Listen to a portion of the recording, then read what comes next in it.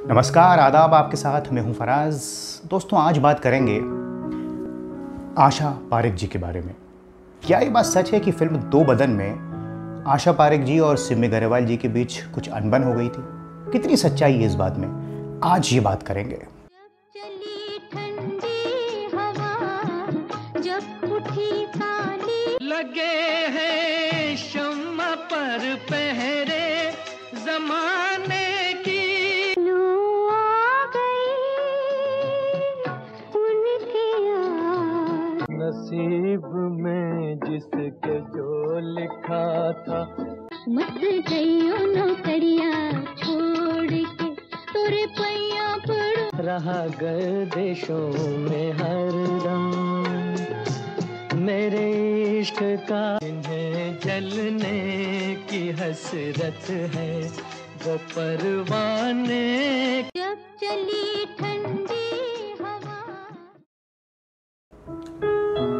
हम जानते हैं कि फिल्म दो बदन 1966 में रिलीज हुई। मनोज कुमार, आशा पारेख, प्राण साहब, सिमी गरेवाल इसमें थे और राज खोसला ने इसे डायरेक्ट किया, जो जाने माने डायरेक्टर रहे।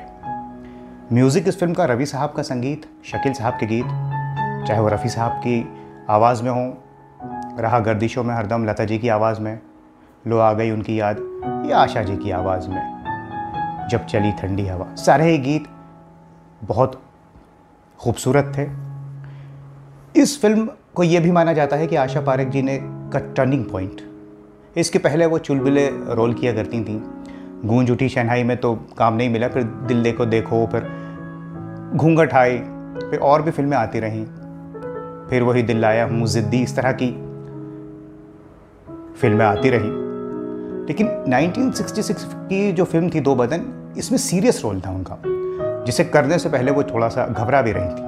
और इस बात को वो खुद बताती हैं अपनी ही किताब में कि मेरे लिए आसान नहीं था कि ऐसा मोहब्बत, ऐसा प्यार करूं मैं अपने चाहने वाले से कि उसके लिए जान दे दूं। तो फिर उन्होंने अपने माँ बाप के, जो उनके पेरेंट्स थे, उनके इश्क को याद करते हुए फिर इस फिल्म को पूरा किया, आत्मसात जिसको कहते हैं वो किया, फिर वो कर पाई। आइडिया मनोज कुमार जी का था फिल्म दीदार से, जो 1951 में आई थी, दिलीप साहब की। राज खोसला से बात हुई कि इस तरह का कुछ, उसमें भी कुछ ऐसा ही था, हीरो की आंखें चली जाती हैं, दो हीरो अशोक कुमार साहब, दिलीप कुमार, नरगिस जी, और दो बदन में भी।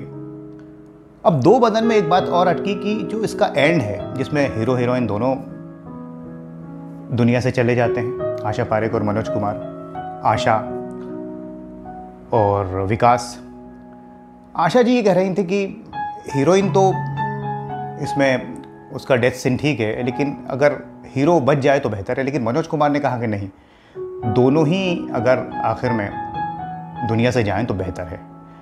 फिर बाद में फिल्म रिलीज़ हुई और हम जानते हैं कितनी कामयाब रही इसका गीत और संगीत और फिल्म। तो आशा जी ने मनोज जी से कहा कि आप सही कह रहे थे, आपका कहना सही था, और इसलिए तो मनोज जी इतने बड़े डायरेक्टर भी हुए बाद में। और आशा पारेख और मनोज कुमार ने कई फिल्मों में साथ काम किया, चाहे वो साजन हो, उपकार।